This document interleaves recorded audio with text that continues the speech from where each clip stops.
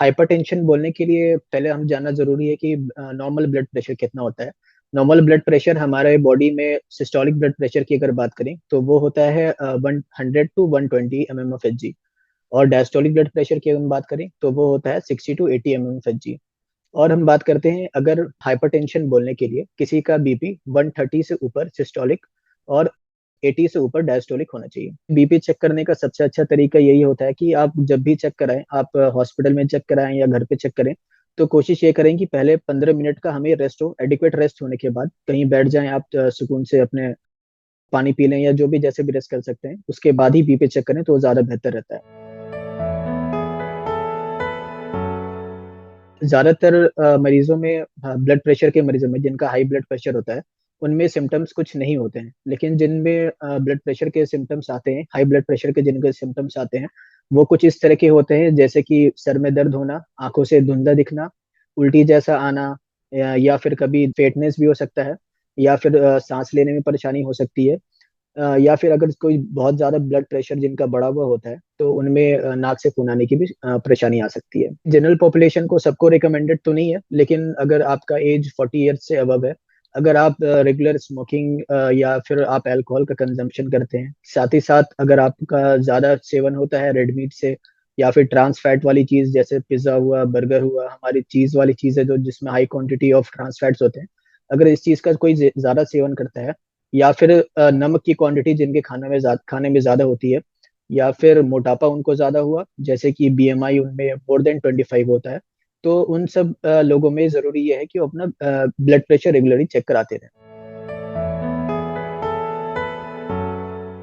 High blood pressure का mainly जो cause होता है वो होता है कि मोटापा होता है हमारा, क्योंकि हमारे जो सेडेंट्री लाइफस्टाइल होने की वजह से हमारा जो वेट गेन हो जाता है, तो वो सबसे बड़ा कॉज है। साथ ही साथ डाइट में जैसे मैंने बताया ट्रांस फैट का ज्यादा होना, जैसे कि चीज हुआ, बर्गर हुआ, जैसे हमारे बाहर के चिप्स होते हैं, नमकीन, भुजिया, मिक्सचर जो हम नॉर्मल खाने में अपना यूज करते हैं, ये सब चीजें हुई। साथ में अल्कोहल, स्मोकिंग हो गया।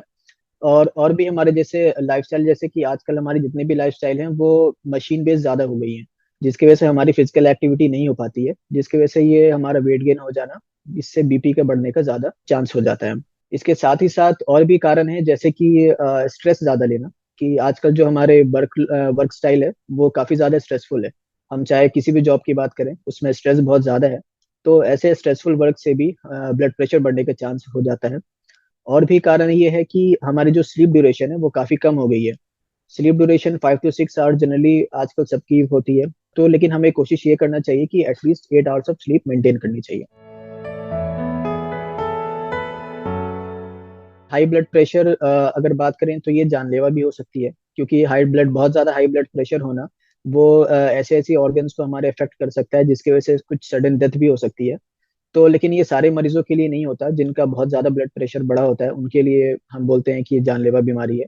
लेकिन लॉन्ग टर्म की अगर बात करें तो लॉन्ग टर्म में किडनी फेलियर करवा सकता है, क्योंकि किडनी पे ज्यादा जोर पड़ेगा हमारे ब्लड प्रेशर बढ़ने की वजह से, जिसकी वजह से ग्रेजुअली वो धीरे धीरे किडनी पे जोर पड़ने की वजह से किडनी फेलियर स्टेट में जा सकती है। अगर सडन स्टेट की अगर हम बात करें तो सडनली हमारे हार्ट अटैक करवा सकता है, हार्ट का ब्लॉकेज करवा सकता है। साथ ही साथ जो हमारे दिमाग की नसें हैं उसमें ब्लॉक करवा सकता है, या नसों का फट जाना, जिसके वजह से जो कॉमन सिम्टम्स हमें देखने को मिलता है जैसे कि पैरालिसिस हो जाना, लकवा मार देना जिसे कहते हैं। तो ये सब चीजें कुछ कॉमन है। और भी साथ इसके हम बात कर सकते हैं कि आंखों का धुंधला होना, धुंधला दिखना आंखों से, जैसे हाँ आंखों की हमारी नसें होती हैं तो उसमें भी ब्लॉकेज करवा सकता है, जिसकी वजह से आंखों से धुंधला भी दिख सकता है। तो ये सब कुछ कॉमन कॉम्प्लिकेशन है या कॉमन जो परेशानियां होती हैं जो हाई ब्लड प्रेशर मरीजों के साथ डील करने को देखा जा सकता है। हाइपरटेंशन अगर एक बार किसी को हो जाता है तो ऑलमोस्ट उनको जिंदगी भर दवाइयों की जरूरत पड़ती है। साथ ही साथ अगर हम बात करें कि अगर किसी को हाई ब्लड प्रेशर है तो उनको ये रिकमेंड किया जाता है कि वो अपने डॉक्टर से कंसल्ट करें, और जो भी उनका ब्लड प्रेशर का लेवल रहता है उसके हिसाब से वो अपनी दवाइयाँ सेट कराएं। फिर हम बात करते हैं दवाइयों के साथ साथ हमें जरूरी है कि हम अपनी डाइट पे भी ध्यान दें। डाइट पे जैसे मैंने बताया कि ट्रांस फैट्स जो होते हैं उसको हमें कम करना है डाइट में। हाई फाइबर चीजें वाली जैसे फ्रूट्स हुए, वेजिटेबल्स हुए, ये सब हमें ज्यादा लेना है।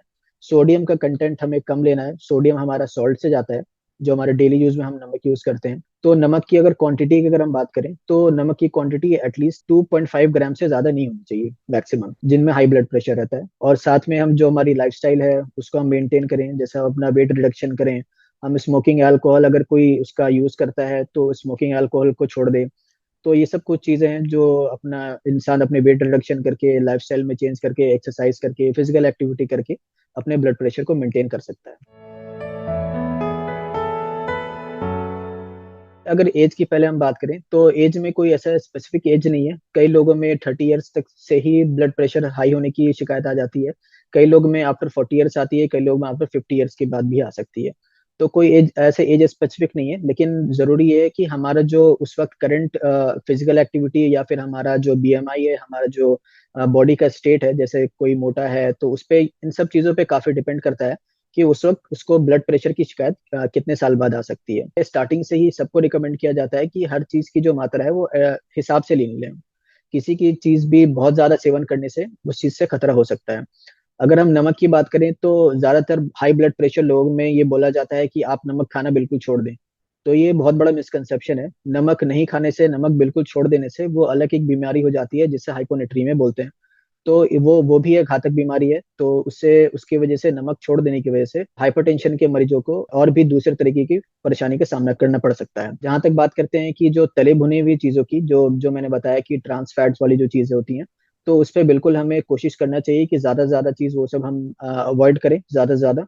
और साथ ही साथ हम कोशिश करें कि घर का बना हुआ खाएं, जो कि ज्यादा डीप फ्राइड आइटम्स ना हो, जिसमें चीज की बात करें या घी की बात करें या बहुत ज्यादा मात्रा में नमक की बात करें। इन सब चीज में अगर हम कंट्रोल करके चलते हैं तो हमारा बीपी बिल्कुल मेंटेन रहेगा।